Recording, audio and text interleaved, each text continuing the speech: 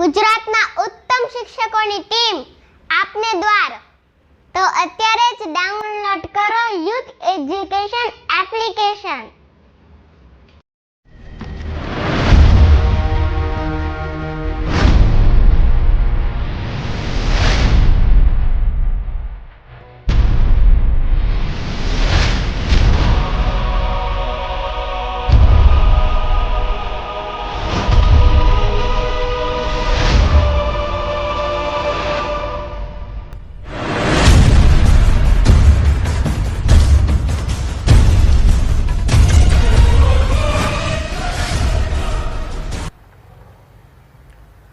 નમસ્કાર વિદ્યાર્થી મિત્રો, હું છું ડીએ પંપાણિયા અને આપ નિહાળી રહ્યા છો ધોરણ 12 વિષય ભૂગોળ અને પ્રકરણ નંબર છે 6 અને એનું નામ છે દૂરસંચાર. પહેલા લેક્ચરની અંદર આપણે દૂરસંચાર એટલે શું એ અંગેની ચર્ચા કરી. દૂરસંચાર કોને કહેવાય એનો ખ્યાલ હવે તમને આવી ગયો છે, બરોબર છે? તો હવે દૂરસંચારના જે માધ્યમો છે એમાં આપણે પહેલાં વ્યક્તિગત માધ્યમો અને સમૂહ સંચારના માધ્યમો એ બે અંગેની ચર્ચાઓ કરી. એમાં આપણે પહેલું જોવાનું છે વ્યક્તિગત માધ્યમ, અને એ વ્યક્તિગત માધ્યમની અંદર જે પહેલું છે ટેલિફોન અંગે ચર્ચા કરવાની છે. વ્યક્તિગત માધ્યમનો પહેલો પ્રકાર સમૂહ સંચાર તંત્રનું વ્યક્તિગત સંચાર તંત્ર, એમાં ટેલિફોન.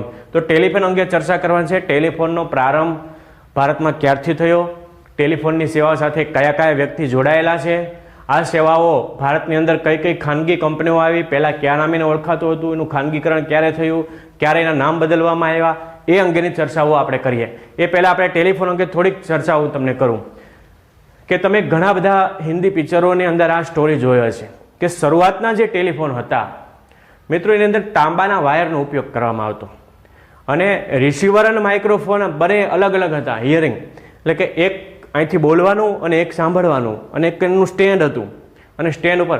અને મિત્રો જે ઉચ્ચ વર્ગના લોકો હતા એ ઉચ્ચ વર્ગના ઘરોની અંદર જ એ ટેલિફોન હતા. આજે કોઈ જૂના પિક્ચરોની અંદર એ બતાવે છે ઘંટડી વાગતી ટેલિફોનની, ચક્કરો લગાવીને નંબર ડાયલ કરવામાં આવતા, 0 થી 9 સુધીના નંબર હોય, ચક્કર લગાવીને પછી નંબર. આજે આપણે મોબાઈલની અંદર ફટ સ્ક્રીન ઉપર આપણે નંબર ડાયલ કરીએ છીએ, આવી સુવિધા ન હતી. નંબર ઘુમાવી 1 થી 10 એટલે કે 0 થી 9 સુધીના નંબર હોય, જે વ્યક્તિને નંબર લગાડવો હોય એ ડાયરેક્ટ ન લાગે. પહેલાં એસટીડી, પીસીઓ, આઈએસડી આ બધી સુવિધાઓ હતી, અને એ સાંભળવાનું, બોલવાનું બધું અલગ અલગ હતું.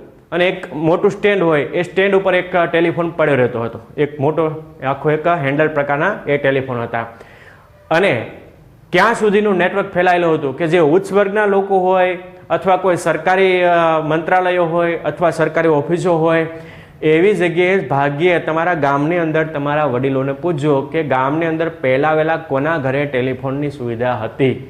મિત્રો બહુ જ લોકો હશે કે જેને ઘરે ટેલિફોન, અને કેટલાક ગામડામાં તો ટેલિફોન આવ્યા જ નથી, સીધા મોબાઈલ આવી ગયા છે, બરાબર? ઘણા ગામ એવા છે કે જ્યાં ટેલિફોનની સેવા પહોંચી જ નથી. તો આ ટેલિફોનનો પ્રારંભ ક્યારથી થયો, શરૂઆતની અંદર એ ટેલિફોનની સેવા ક્યારે હતી, એનો પાયો કોણે નાખ્યો, એ અંગેની ચર્ચાઓ આપણે કરીએ. તો આપણે વાત કરીએ કે 20મી સદીમાં પ્રારંભ થયો વિશ્વની અંદર, અને યુએસનો તાર અને ટેલિફોન ક્ષેત્ર છે ને એનો એકાધિકાર હતો.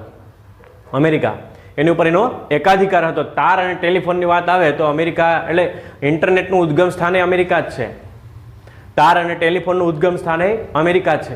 એટલે એની ઉપર એનો એકાધિકાર હતો. એકાધિકાર એટલે હું એનું વર્ચસ્વ કે બીજા કોઈ દેશો એની પ્રતિસ્પર્ધામાં હતા નહીં. પણ ધીમે ધીમે આ 20મી સદીની અંદર યુએસની અંદર જે એકાધિકાર હતો અને અન્ય કંપનીઓ પણ એ સ્પર્ધામાં આવી, અને સ્પર્ધામાં આવવાથી ઘણી બધી કંપનીઓ સ્પર્ધામાં આવી, ત્યારે પછી એનું વર્ચસ્વ અમેરિકાનું ધીમે ધીમે એ તાર અને ટેલિફોનની અંદર આજે ઘટતું ગયું છે.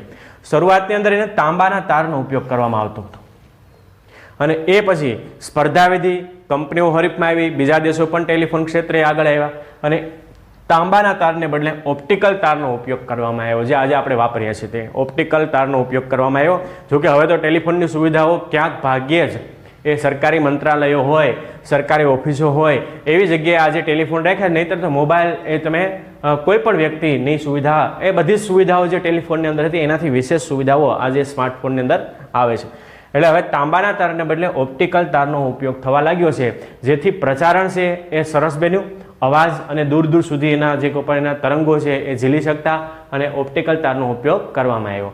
બીજી વાત કરીએ ભારતની અંદર ટેલિફોનનો પ્રારંભ ક્યારે થયો અને કોણે કરી શરૂઆત, તો ભારતની અંદર 19મી સદીની અંદર અને એ પાયો નાખ્યો હતો બ્રિટિશરોએ.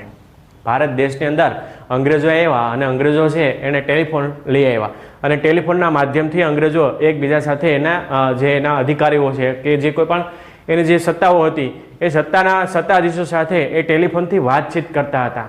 એટલે કે એ પછી લંડનની અંદર બેઠા હોય કોઈ અધિકારીઓ કે ભારતની અંદર હોય કે એક જગ્યાએથી, પણ ભારતની અંદર જો ટેલિફોનનો કોઈ પાયો નાખનાર વ્યક્તિ હોય ને તો એ અંગ્રેજો હતા અને બ્રિટિશરોએ એનો પાયો નાખ્યો હતો. ક્યારે નાખ્યો પાયો? તો 19મી સદીની અંદર ભારતમાં ટેલિફોનનો પ્રારંભ થયો અને પ્રારંભ કરનાર અધિકારીઓ હતા એ બ્રિટિશરો. ઓકે, આ વાત. બીજું, હવે ભારતની અંદર BSNL નામ સાંભળ્યું છે તમે? ભારત સંચાર નિગમ લિમિટેડ. આ એનો હવાલો આખો સંભાળે છે BSNL. અને આજે પણ તમારા મોબાઈલની અંદર BSNLના કાર્ડ હશે. અને BSNL એટલે ભારત સંચાર નિગમ લિમિટેડ સંપૂર્ણ ભારતીય સંસ્થા છે આ. અને એ છેવાડાના ગામડાઓ સુધી પણ આ સુવિધાઓ પહોંચાડવામાં BSNLનો ફાળો ખૂબ મહત્વનો રહ્યો છે. ભારત સંચાર નિગમ લિમિટેડ ભારત સરકાર દ્વારા એનું સંચાલન થાય છે. આનું આખું સંચાલન ભારત સરકાર, એનું ભારત મંત્રાલય છે આખું, અને એ સુવિધા એ પૂર્ણ પાડે છે. PNT પોસ્ટ એન્ડ ટેલિગ્રામ એવું પહેલા નામ હતું. PNT પોસ્ટ એન્ડ ટેલિગ્રામ એ નામ શરૂઆતની અંદર હતું, પરંતુ 1975ની અંદર ડિપાર્ટમેન્ટ ઓફ ટેલિગ્રામ એવા શબ્દથી telecom, department of telecom DOT A PNT થી અલગ કર્યું. આ પ્રશ્ન આવશે તમને કે શરૂઆતની અંદર ભારત સરકાર દ્વારા જે મંત્રાલય ચલાવવામાં આવતું હતું સંચાલન BSNLનું કરતા, એનું કોણ સંભાળતું કામ? તો PNT પોસ્ટ એન્ડ ટેલિગ્રામ. અને પોસ્ટ એન્ડ ટેલિગ્રામનું DOT તરીકે એટલે કે ડિપાર્ટમેન્ટ ઓફ ટેલિકોમ ક્યારે કરવામાં આવ્યું? તો એ છે 1975ની અંદર. 1975ની સાલમાં ડિપાર્ટમેન્ટ ઓફ ટેલિકોમ એવા શબ્દથીને અલગ કરવામાં આવ્યું. એટલે કે આ પોસ્ટ એન્ડ ટેલિગ્રામ જે સેવા સંભાળતી, તો એ ટેલિગ્રામ પોસ્ટ એન્ડ ટેલિગ્રામનું આખું એનું એક અલગ કરી નાખ્યું એનું વિભાગ, અને 1975ની અંદર ડિવાઈડ કરી અને ડિપાર્ટમેન્ટ ઓફ ટેલિકોમ DOT ના નામથી એને ઓળખવામાં આવે અને એને અલગ કરવામાં આવ્યું હતું. બરોબર છે? આ વાત થઈ BSNL સરકાર, જે Bharat Sanchar Nigam Limited, PNT post and telegram અને ડિપાર્ટમેન્ટ ઓફ ટેલિકોમ એ DOT ના નામથી ઓળખવામાં આવે છે, એ વાત થઈ. હવે ભારતમાં આધુનિક ટેલિફોનનો સેવાનો પ્રારંભ ની અંદર જો કોઈ વ્યક્તિનું નામ હોય ને મિત્રો, તો આપણા બહુ મહત્વના વૈજ્ઞાનિક, એને નામ છે સામ પિત્રોડા. મિત્રો આનો એક ઇતિહાસ તમને કહી દઉં કે સામ પિત્રોડા જ્યારે વિદેશની અંદર હતા, વિશ્વના બીજા દેશો સાથે આપણા દેશના મહત્વના વૈજ્ઞાનિક જેને કહી શકાય સામ પિત્રોડા, એ જ્યારે વિદેશની અંદર હતા ત્યારે ભારત દેશના વડાપ્રધાન એ સમયની અંદર રાજીવ ગાંધી હતા. અને રાજીવ ગાંધીએ વિદેશમાંથી સામ પિત્રોડાને બોલાવી અને એક સપનું હતું સરકારનું કે ઘર ઘર સુધી ટેલિવિઝન અને ઘર ઘર સુધી ટેલિફોનની સેવાઓ આ ભારતના દેશના દરેક ગામડા સુધી મારે પહોંચાડવી છે. એની અંદર આ નિષ્ણાંત વ્યક્તિ હતા સામ પિત્રોડા, અને એનો ફાળો ખૂબ મિત્રો અગત્યનો છે ઘર ઘર સુધી ટેલિવિઝન પહોંચાડવામાં. આધુનિક સંચાર તંત્રનું જે કોઈ પણ ટેલિવિઝન અને ટેલિફોનની અંદર જો અગત્યના ફાળા રહેલા હોય ને, તો એ સામ પિત્રોડાનું નામ આજે પણ પ્રખ્યાત છે. આપણા બહુ મહત્વના વૈજ્ઞાનિક છે આ સામ પિત્રોડા. તમે એનો ફોટો જોયો છે, નામ. આજે પણ ઘણા બધા વિદ્યાર્થીને લગતા કાર્યક્રમો હોય, વિજ્ઞાન ટેકનોલોજીના કાર્યક્રમ હોય, ત્યારે સામ પિત્રોડા ત્યાં હોય છે. બરોબર? તો એ વ્યક્તિનું નામ આપણે આની અંદર ખાસ, એની સેવાઓ આધુનિક ટેલિફોન વ્યવહારની અંદર શરૂઆત ભલે અંગ્રેજોએ કરી, પરંતુ આધુનિક ટેલિફોન સંચાર કેન્દ્રે જે ક્રાંતિ આવી છે, એ ક્રાંતિની અંદર રાજીવ ગાંધી અને સામ પિત્રોડાનો ફાળો દેશ માટે મિત્રો ખૂબ અગત્યનો રહ્યો છે. આ વાત યાદ રાખજો. બીજું, આજે આપણે જોઈએ તો સ્માર્ટફોનનો ઉપયોગ દિન પ્રતિદિન હવે વધતો જાય છે. સ્માર્ટફોન આવવાથી શું થયું છે કે BSNLની જે આખી સેવાઓ છે એ ધીમે ધીમે છે, કારણ કે એને પણ ટેકનોલોજી અપનાવવી પડે, અને એ જો તમે ટેકનોલોજી ન અપનાવો તો તમારો જે કોઈ પણ જે એનું મહત્વ છે એ મહત્વ ઘટતું જવાનું છે. એટલે ભારત દેશની અંદર એટલી બધી ખાનગી કંપનીઓ આજે આવી છે, ખાનગી કંપનીઓનો પગ પેસારો એટલો બધો થયો છે કે BSNL જે આપણી ભારત સંચાર નિગમ લિમિટેડ છે, પ્રતિસ્પર્ધામાં ટકવા માટે એ ઘણીવાર છે એ આપણે વમળા સાબિત થયા છે. તો આવી અનેક કંપનીઓ છે એ BSNL કંપની છે કે જેને કારણે એ ભારત દેશની અંદર જે અન્ય કંપનીઓ, જે ખાનગી કંપનીઓ આવવાથી એ BSNL કંપનીનો આખો ટેલિફોન ક્ષેત્રનો પ્રારંભ જે થવો જોઈએ, એ જે એટલે જે એનો ઉત્સાહ જે ભારત દેશના લોકોનો હોય કે ભાઈ ભારતીય કંપની છે અને આપણે એનો યુઝ કરીએ, પણ અન્ય કંપની એટલું બધું જેનું સસ્તું કર્યું છે, એટલે કે નેટ એ જે સેવાઓ સસ્તી કરી છે કે જેને સામે ઘણીવાર કંપની છે પહોંચી નથી શકતી, તો ત્યારે એ કેટલાક બધા પ્રશ્નો પણ એ ઉપસ્થિત થતા હોય છે. તો આ વાત થઈ ટેલિકોમનો આ આધુનિક પ્રારંભ સામ પિત્રોડાએ કર્યો. સ્માર્ટફોનનો ઉપયોગ વધતા ઇન્ટરનેટની સુવિધાઓ વધવા લાગી અને છેલ્લે આપણે વાત કરીએ ખાનગી વિદેશી કંપનીનો પ્રવેશ થતાં ભારતીય સંચાર નિગમ લિમિટેડ BSNL કંપનીની અંદર પ્રતિસ્પર્ધાની અંદર ઘણા બધા પ્રશ્નો ઊભા કર્યા છે અને ખાનગી કંપની આજે મિત્રો ટેલિફોન ક્ષેત્રે એટલો બધો પ્રારંભ કર્યો છે કે ઘણા બધા એ પછી તમે અલગ અલગ પ્રકારના મોબાઈલ વાપરો છો અને મોબાઈલની અંદર ઘણા બધા અલગ અલગ કંપનીના તમે એ સિમ કાર્ડ યુઝ કરો છો. તો આ બધી ખાનગી કંપનીઓ છે કે જેનો પગ પેસરો આજે વિશ્વ આખાની અંદર થઈ રહ્યો છે.